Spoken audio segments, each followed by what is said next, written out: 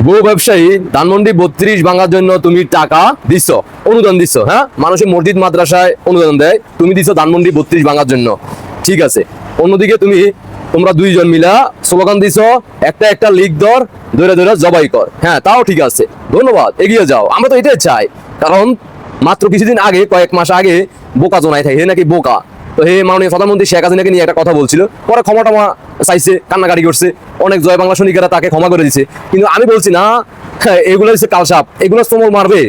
তো দেখলেন তো, মাত্র 2 মাস পরে তারা আবার ধানমন্ডি 32 ভাঙার জন্য অলরেডি টাকা দিছে। সেই ভিডিও দেখছেন, ওটা আমার কপিরাইট মারছে, স্টেক মারছে, আমাকে ডিলিট করতে বাধ্য করছে। এটা কোনো ব্যাপার না ভাইয়া, আমাদের দরকার হচ্ছে প্রতিবাদ করা। আমরা তুলে ধরার চেষ্টা করছি, আমাদের কথা বলার দরকার, আমরা কথা বলছি। আমাদের তোমাদের মতো ইনকাম আসে না, আমরা ইনকামের জন্য ভিডিও বানাই না।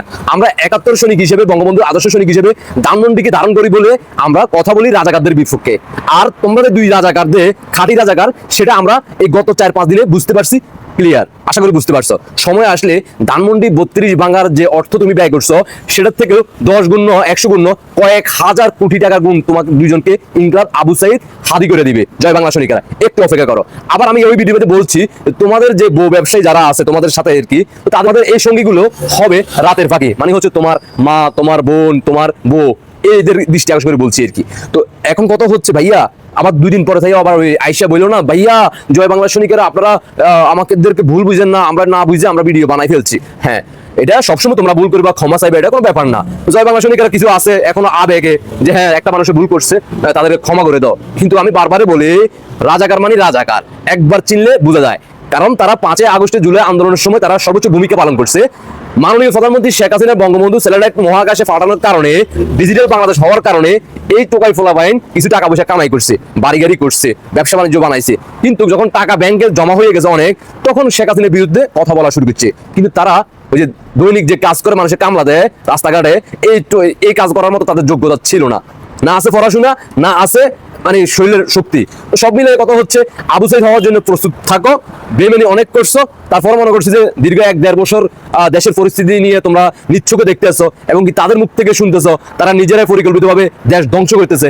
এগুলো জানার পরেও তোমরা ধানমন্ডি 32 ভাঙার জন্য টাকা দিচ্ছ, আবার তোমরা স্লোগান দিচ্ছ, একটা একটা লিক ধর, ধরে ধরে জবাই কর। হ্যাঁ, জবাই করবো না, আমরা জবাই করবো না। আমরা কোনো জামাত শিবিরের লোক না, আমরা কোনো রাজাকার না যে মানুষের পার রক কাটা, মানুষদেরকে জবাই করে হত্যা করা। আমরা শুধু রাতের ফাঁকি তোমার মা, তোমার বোন, তোমার যারা আছে তাদেরকে নিয়ে মানে ভিডিও বানাও আর কি, দেখা মানে বিভিন্ন অংশ দেখাও, এগুলো হবে আর কি। আর তোমাদেরকে আমরা কি করবো, সেটা ঢাকা রাজধানীতে ধানমন্ডি 32-এর সামনে ওই যে গাছগুলো আছে, ওইখানে আমরা শুধু বাইন্দা রাখবো। আর প্রত্যেকটা জয় বাংলা শুনি সবাই একটা করে শুই নিব, শুই নিয়ে হালকা হালকা করে একটা একটা গুঁতো দিয়ে দেবো। যে 2-4-5 মিনিটে মাইরা ফেলবো না, অনেক কষ্ট হবে ভাইয়া, কষ্ট অনেক অনেক কষ্ট হইয়া আমার ফলে তোমরা এই দুনিয়া থেকে চলে যাবা। যা টাকা পয়সা আছে, কালকেও বলছি, ব্যবসা বাণিজ্য যেগুলো করছো, প্রতিষ্ঠান তৈরি করছো, ঘর বাড়ি, এগুলো সব বিক্রি করো। বিক্রি করে সিঙ্গাপুর, থাইল্যান্ড, জাপান যাওয়ার জন্য, চিকিৎসার জন্য কিছু টাকা ওইখানে রাখো। আর বাকিটা দিয়ে আমার ফুর্তি যা করার দরকার করে ফেলো, পুরো বংশ নির্বংশ হয়ে যাবে ভাইয়া।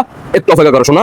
তুমি এমপি ইলেকশন করবে না? হ্যাঁ করো, বেশি করে এমপি ইলেকশন করো, প্রয়োজনে বড় দাঁড় করে দাও আরেক আসনে। আল্লাহ হাফেজ।